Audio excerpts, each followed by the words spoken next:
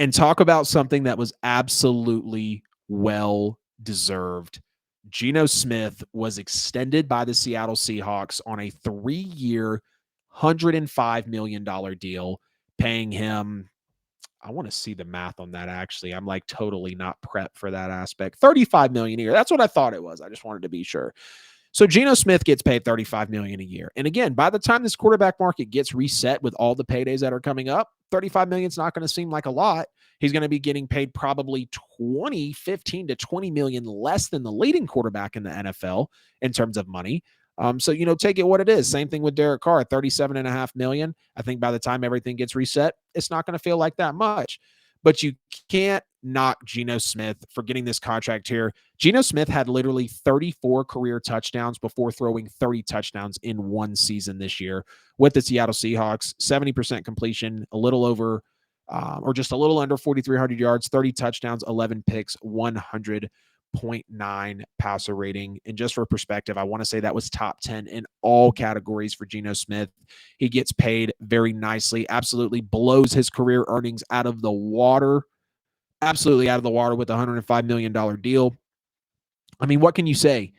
Really, what can you say? He won the comeback player of the year. He had maybe the coldest line. They wrote me off and I didn't write back. He had all the pressure on him with Russell Wilson not being there. People were saying that the Seahawks were going to be bad, that Geno Smith was just going to be what he was. He took him to the playoffs. He won comeback player of the year. He earned himself a Pro Bowl selection. And everybody thought that this was going to be a rebuild. Everybody thought this was going to be a rebuild. 3 years, $105 million for Geno Smith. It is now done. It is now agreed to.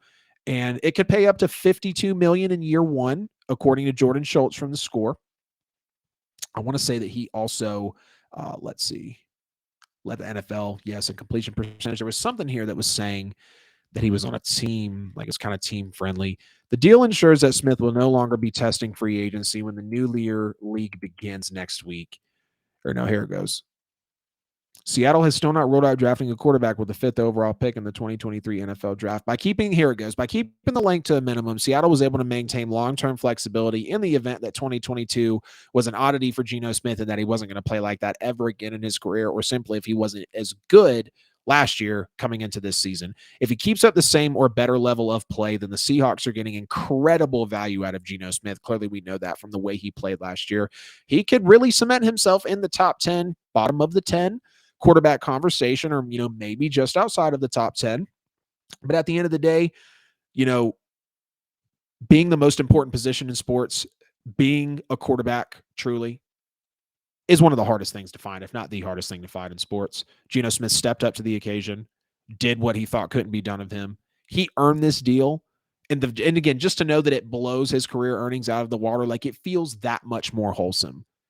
Slept on, literally got comeback player of the year, dropped one of the coldest lines. I mean, again, what more can you say about it? And if Geno Smith doesn't, then it won't be long before the team can move on. Again, if he doesn't play well, they can move on. So the deal is even structured like Geno is even nice enough, and the Seahawks are probably wary enough. But again, on the same page, communication, look what he did for the team. They were wary enough to give him a nice payday, but also protect themselves. And Geno was probably okay with that.